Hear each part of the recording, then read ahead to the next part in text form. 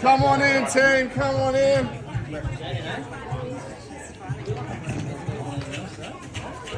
Managed to get it in every bit of my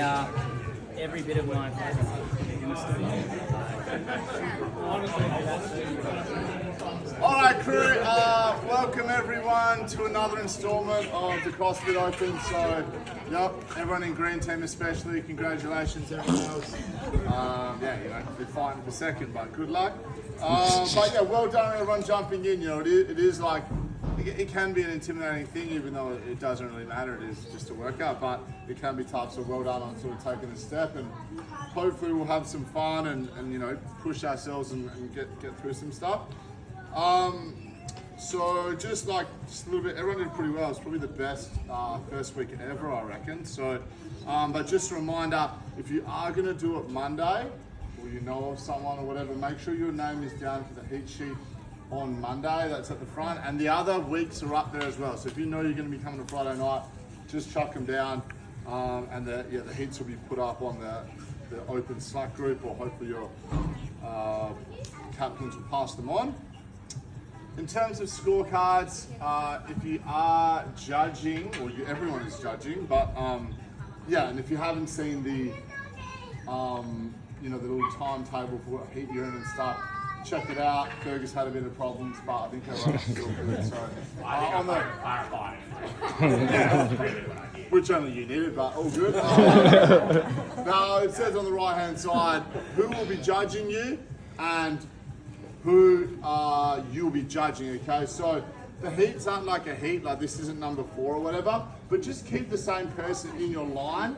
That way we know if someone's not here, okay? So if someone in my column isn't there, it's easy to find them or whatever. So just make sure you get your judging done. And if you're someone that's requested an early heat, I didn't really say it tonight, so we'll give you a little bit of time, but try to get here a bit early and warm up. You want an early heat, get yourself warmed up so we don't have to wait, especially like today is pretty easy.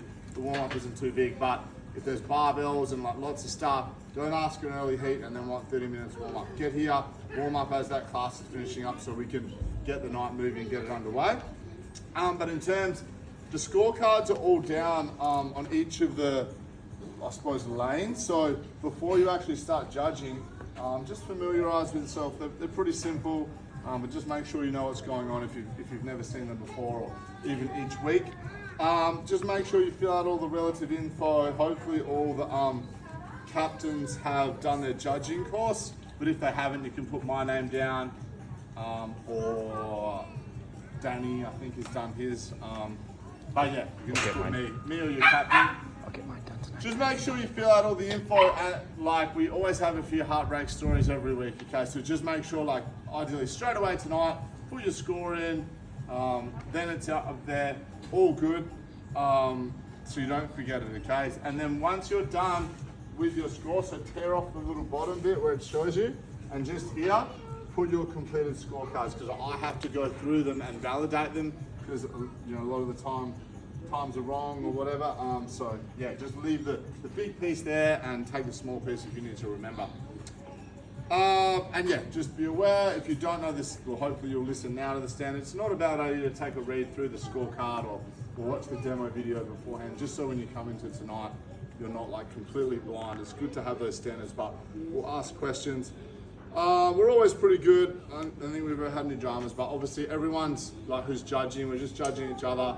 We'll have a couple of coaches that'll be cruising around the room. Everyone's just trying to do their best. Don't lose it as your judge. It's most likely your crappy range of motion. So yeah, just sort it out, move well, and it'll be easy. Yeah, help each other out. Sort of obviously just cheer each other on. Just do the best we can.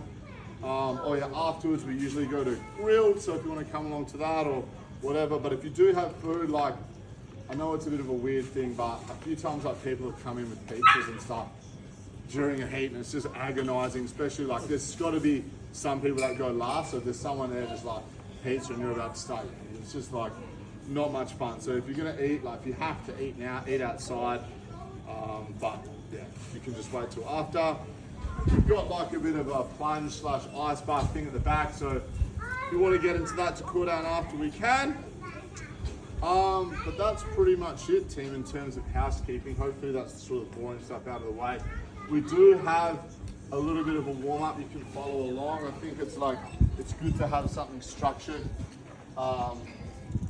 you know, that sort of hits the range of motion and gets that energy system warmed up a bit as well. So we'll quickly just touch on it now so you're familiar if you need to. But just a 5-minute sort of nasal breathing or, you know, zone 2 sort of effort on the bike, just to get the blood moving, get things warmed up a little bit. 2 sets of a 250-meter row, 250-meter ski, sort of 1 medium and 1 quite fast. Then a bit of mobility work, 30 seconds per side on that sort of banded hammy where you'll tie a band around a pole, and then just get some leg straightening, 30 seconds on one side, and then we can get another one with a band tied around the pole underneath the hip, just sort of, there'll be a lot of like bending through the hip, trying to either move the dumbbell or hop up from a burpee, so you want that sort of loose. And then 30 seconds of, you know, alternating world's best stretch. And then you can hit that 2 times through, just to sort of hit the main range of motion parts. Before we get started, just a little bit of a dumbbell, 3 dumbbell per side, 3 dumbbell deadlifts, 3 dumbbell high pulls, 3 dumbbell snatches. And then there's a little bit of a workout pacing, just to sort of get a feel what it's like, just to practice your burpee speed. So somewhere between 2 and 3 rounds, whatever you need. 5 dumbbell snatch, 5 lateral burpees. Obviously we'll have this whole other side of the room free to warm up. 5 dumbbell snatch on the other side, and then 5 lateral burpees again. Give yourself a minute rest. Even if you're like just watching a clock, start from like say 2-minute and then the 4-minute mark, and then you can sort of compare, see how fast, you know, your speed is and sort of how you feel. But you want to use that to sort of, yeah, get your heart rate up, let it come back down and recover. But also start to get, okay, how am I feeling, sort of my burpees moving at that pace, is that something sustainable, okay? So, but yeah, hit up me or your captains if you've got any more questions about warming up or whatever, but yeah, make sure you are good to go. In terms of the workout, so hopefully we've seen it. So for time, with a 15-minute time cap, and I had a few questions about the factions score for this will be total time. If you get caps, then it'll be 1 second per rep you didn't complete. Okay, so that will just be the scores for today. 21, and I know there's 1 or 2 maybe people that if you're modifying or if you're in a different age group category or whatever, that's all good. Just make sure like we're all responsible for like when you get into a lane like that, you've got the correct dumbbell. So it'll say on the sheet what sort of weight you need. Once again, ask your captain if you're not sure. But make sure you've got the right weight. This is a super simple one, so hopefully yeah, we get it sorted. 21 dumbbell snatches on one arm, 21 lateral burpees over the dumbbell, 21 dumbbell snatches on the other arm, 21 lateral burpees over the dumbbell, then back to that first arm, 15 dumbbell snatches, then 15 lateral burpees, 15 dumbbell snatches on arm 2, 15 lateral burpees, 9 dumbbell snatches on arm 1, 9 lateral burpees, 9 dumbbell snatches on arm 2, 9 lateral burpees. Okay, so there's a few reps in there. I think as a general, we'll cover sort of the standard first. For the dumbbell starts on the ground, and yeah, not even the people on TV could do it, but you know, we'll do it properly. So we'll start facing away, and then you know, get into, you know, we'll probably face this way because we'll face this way, and then turn around, grab our dumbbells. So the dumbbell starts from the ground and finishes over the top of the head. So it should be like profile, stacked over the top of your shoulders, like the ground. If we're sort of out in front here, then that's not going to be our full range. Then on the ground, we need both heads of the dumbbell to touch, and then we lock it out again. Okay, you've got the option of just muscling it up like that. We're doing that sort of like re-dipping style. I would just go with what you normally go. Whatever you normally do, this is a movement we do pretty regularly, so whatever you normally do, I would stick with it. You know, if you're comfortable with both variations, you might even want to just change it up. There's enough dumbbell snatches in there, you'll get a little bit of a feel of what works best. But I think like, you know, that's going to be the quicker movement, but don't blow yourself. This is really about the burpees, this workout. So even if the dumbbells are feeling easy, don't maybe hang on more than you should if they're going to like negatively affect your burpees. It's going to be about maintaining your best pace for the burpees. So that's our standard there. Pretty sort of simple. Hand can't touch your thigh. When you do this, the hand must be out of the way. I think that's pretty much all the standards in terms of dumbbell snatch. Yeah, you know, everything must be locked out at the top. You must lock out your knees and hips. You know, we can't sort of, you then let it down as per usual. Then the burpee over the dumbbell. So one thing you want to sort of do is just get a point of like where your hands will be. It might be this line just in front of something. So when you like bring your feet up, they're in line with the dumbbell. It's a double footed jump. You can land unevenly. I touch the dumbbell then. That would be a complete no rep. I'd have to do it all again. So down, jumping over, 1,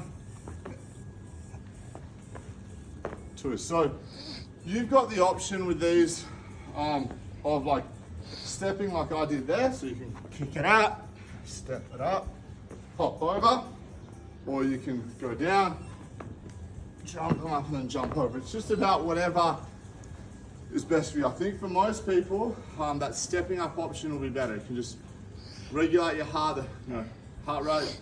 It's about just staying steady and keeping on moving. No point doing like 5 bouncy and then stopping for ages. Okay, if you're able to sort of staying over, you don't need to stand up.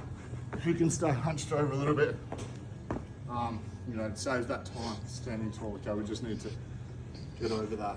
But make sure some of your foot must actually go over the dumbbell. You can't go sneaky sort of around. Okay, that's a no rep. And like we demoed before, no matter what happens, if your foot touches the dumbbell or you go around, if anything happens, you must do the whole burpee and then jump over again.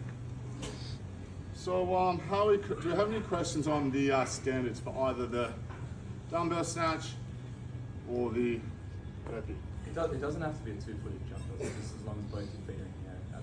Have to leave the ground at the same time, but you can land. Yeah. Yeah. So. I thought it doesn't have to be, but it can't be a step.